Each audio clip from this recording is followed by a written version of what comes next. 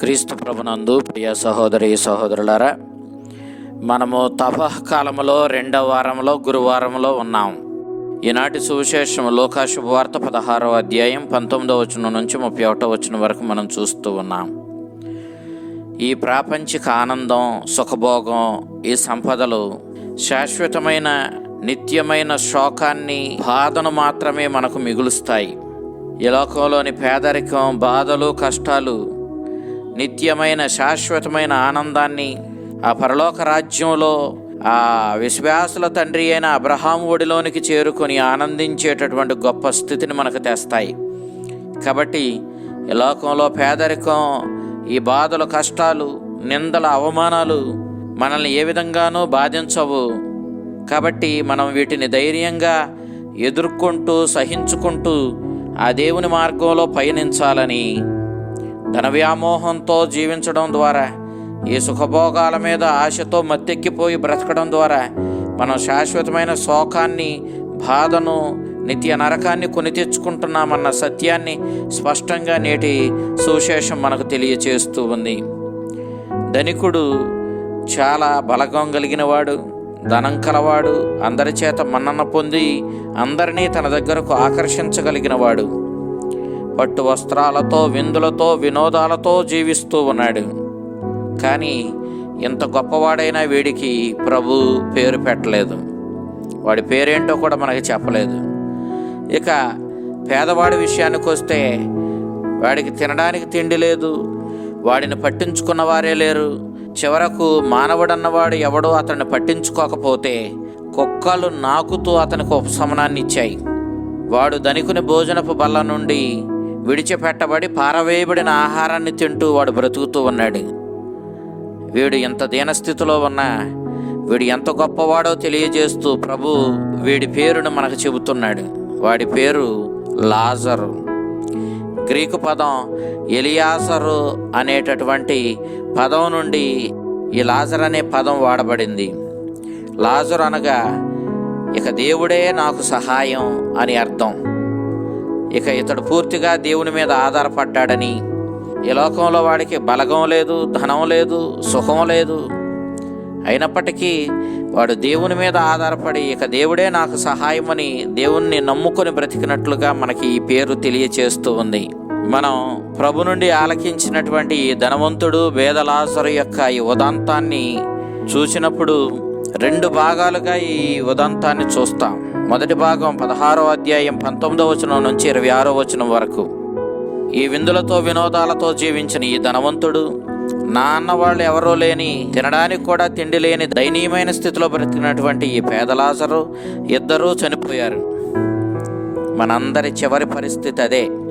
వెంటనే మనం గొప్ప మార్పును చూస్తాం. కథ అడ్డం తిరిగింది. పేదవాడిని భూస్థాపితం చేసినప్పుడు వాడిని తీసుకుని వెళ్ళడానికి స్వర్గం నుండి దేవదూతలు దిగివచ్చి వాడి ఆత్మను పరలోకానికి చేర్చినట్లును, ధనికుడు పాతి పెట్టబడగా వాడక్కడే ఉన్నట్లుగాను ప్రభు మనకి స్పష్టంగా తెలియజేశాడు. యూదులు స్వర్గం ఆకాశం పైన ఉంటుందని, నరకం భూమి కింద ఉంటుందని భావించేవాళ్ళు. కాబట్టి లాజరు స్వర్గానికి తీసుకుని పోబడ్డాడు దేవదూతల ద్వారా. కానీ ఈ ధనవంతుడు తాను పాతి పెట్టబడ్డ ఆ భూమి కిందే ఉండిపోయాడు, అనగా వాడు నరకానికి వెళ్ళాడనే భావం. ఇక మనం 2వ భాగానికి వచ్చినట్లయితే 16వ అధ్యాయం 27వ వచనం నుంచి 31వ వచనం వరకు. అబ్రహాము ఒడిలో పేద లాజరు ఉండడం ధనికుడు చూసి ఆశ్చర్యపోయాడు. విశ్వాసుల తండ్రి అయిన అబ్రహామునకు ధనికునికి మధ్య సంభాషణ జరిగింది. వాడి ఆవేదనను ఆ నరకంలో మనం చూస్తాం. కొద్దిపాటి ఉపశమనం కోసం వాడు తప్పించిన తీరు మనల్ని ఆశ్చర్యానికి గురి చేస్తుంది. లాజరు కొన వేలితో తెచ్చేటటువంటి నీటి బొట్టు తన నాలికకు ఉపశమనాన్ని ఇస్తుందని వాడు ఆశగా అడిగాడు. కానీ అది సాధ్యపడదని అబ్రహాము స్పష్టంగా చెప్పాడు. ఇక ఇప్పుడు ఈ ధనవంతుని యొక్క మనసు తన 5 అన్నదమ్ముల వైపు మరలింది. దేవునికి కాకుండా ఈ లోకానికి, ఈ లోక ధనానికి ప్రాధాన్యతనిచ్చి వాడి గతి ఇంతే.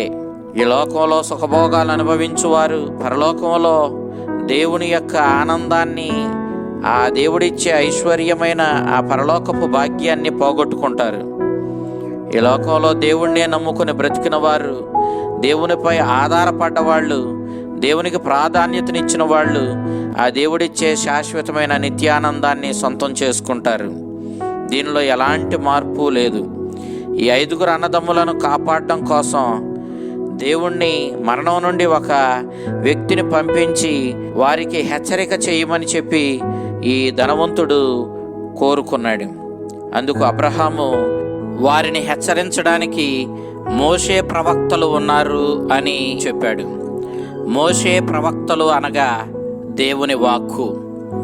మోషే చేత వ్రాయబడిన గ్రంథంగా తోరాగా చెప్పబడిన మొదటి 5 గ్రంథాలు, అటు తర్వాత నెబియముగా చెప్పబడినటువంటి ప్రవక్తల రచనలతో కూడినటువంటి ప్రవక్తల గ్రంథాలు, పవిత్ర గ్రంథాన్ని ఇక్కడ అబ్రహాము సూచిస్తూ ఉన్నాడు.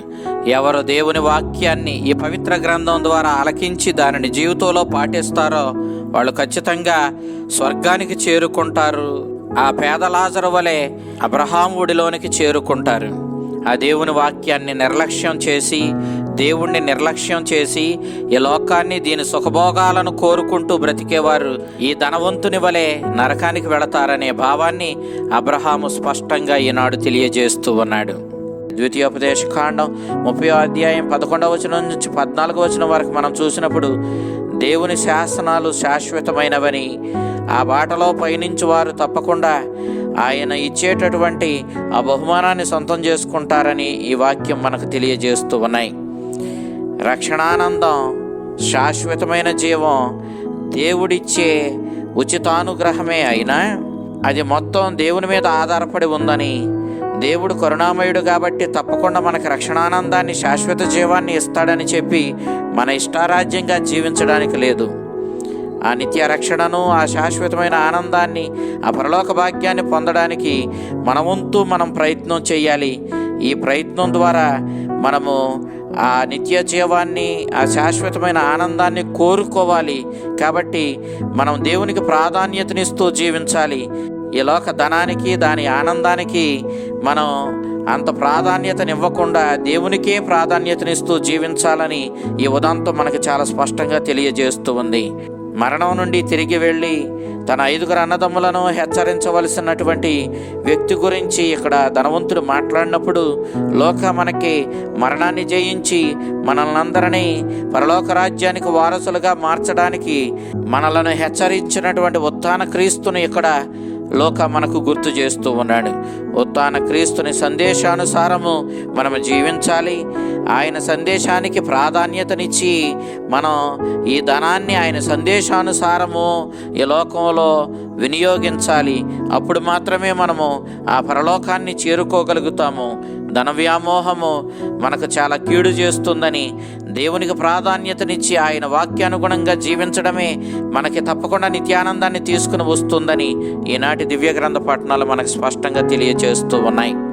ఈ ఉదంతంలో మనం ఎన్నడూ మర్చిపోనటువంటి మాట ఏంటంటే, అబ్రహాము ఆ ధనికునితో చెప్పినటువంటి మాట, కుమారా, మరువకుము, నీ జీవితంలో నీవు సకల సంపదలను అనుభవించుచుండా లాజరు అష్ట కష్టములను అనుభవించెను. అందుచే నీవు ఇప్పుడు కష్టపడుచుండా అతడు సుఖపడుచున్నాడు అన్నాడు.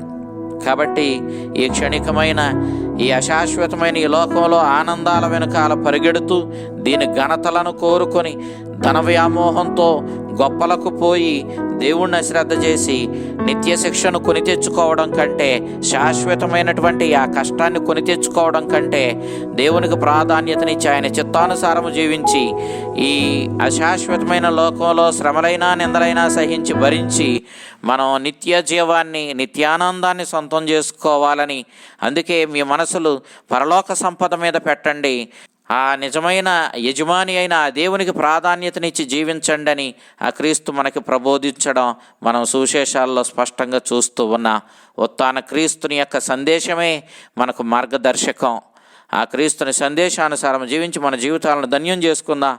ఆ చల్లని ప్రభు మిమ్ములను మీ కుటుంబాలను తన రక్షణానుగ్రహాలతో నింపి పరలోక రాజ్యపు ఆనందానికి వారసులుగా మేము మార్చి తనకు మాత్రమే ప్రాధాన్యతనిచ్చి జీవించగలిగినటువంటి వ్యక్తులుగా మిమ్ములను బలపరిచి మిమ్ములను మీ కుటుంబాలను కాచి కాపాడునుగాక. ఆమెన్.